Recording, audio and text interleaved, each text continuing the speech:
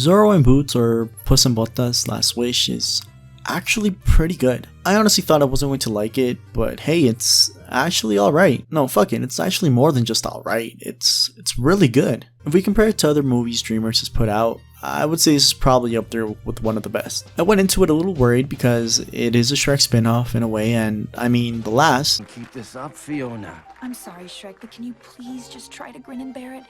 It's just until Dad gets better. have been pretty dog shit, so I didn't really have any high expectations. But my god, this movie slaps butt cheeks on a whole different level. Now obviously I can't show you clips from the movie, but enjoy the trailer and some memes in the meantime. The movie starts off pretty well.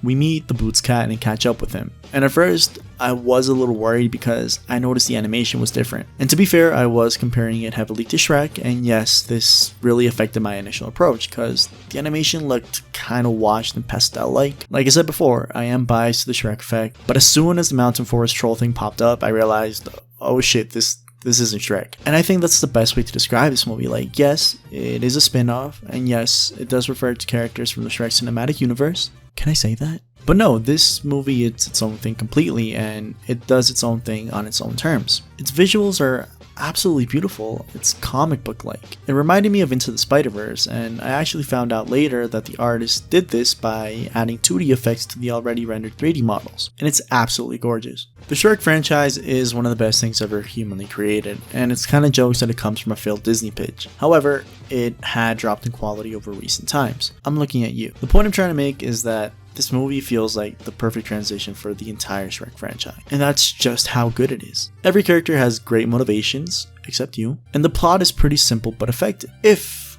I had to nitpick one thing, and this might be a personal thing, but it kind of threw me off when Mama Luna was presented as African American. And I hope that doesn't sound racist, it just threw me off since literally every other side character in the movie is Latino. Even Death himself was personified as Latino. Like, come on.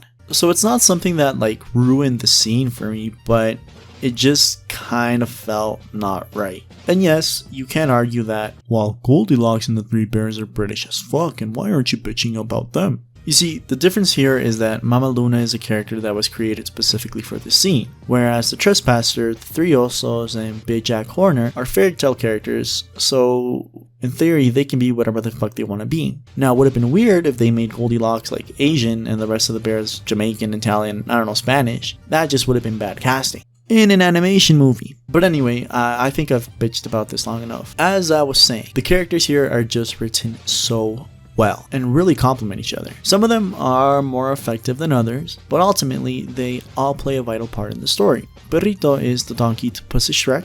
Kitty Sawpaws in a way is the perfect Catwoman to Puss's Batman. Goldilocks and the Three Bears are the perfect enemies turned allies, and the big white baddie is the perfect villain whose only motivation is to like rule the world and become the most powerful wizard ever. I'm looking at you. And am I forgetting about someone?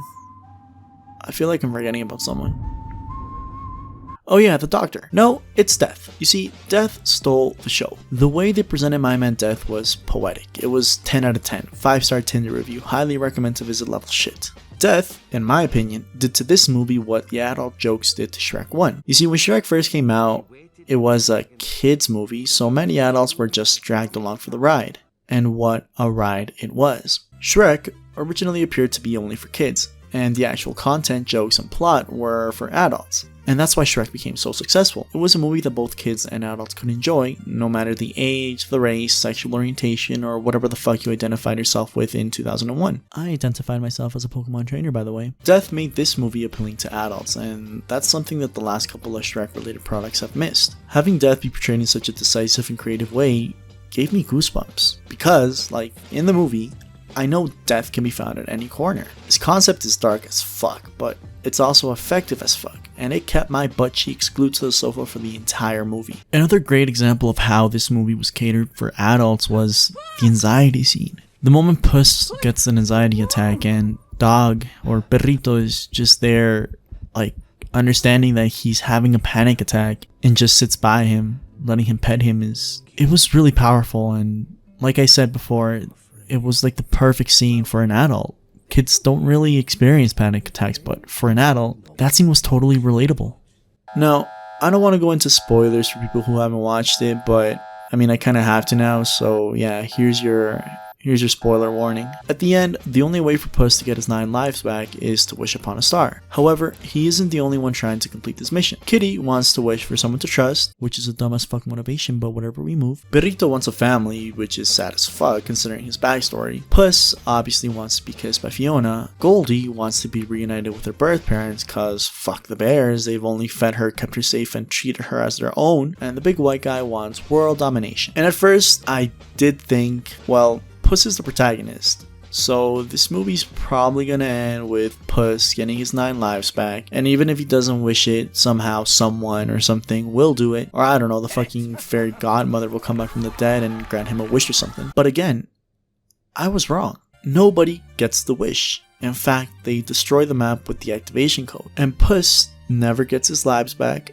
Neither Goldie nor Perrito get their families back. Kitty is still alone, and the big white guy, he actually dies. So in a way, nobody got what they wanted. However, they did get what they deserved. You see, Goldie realizes not even by making a wish on a magical star, she will get a better family than the one she has. Perrito realizes he already has a family with Puss and Kitty. Kitty finally sees Puss as a potential reproductive mate. And Puss, well, he gets exactly what he's always wanted. An adventure of a single lifetime.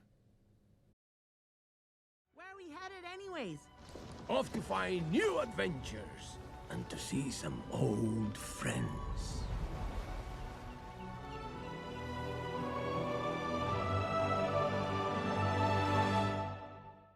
And come on, that end credit scene, like, that was on Thanos level shit.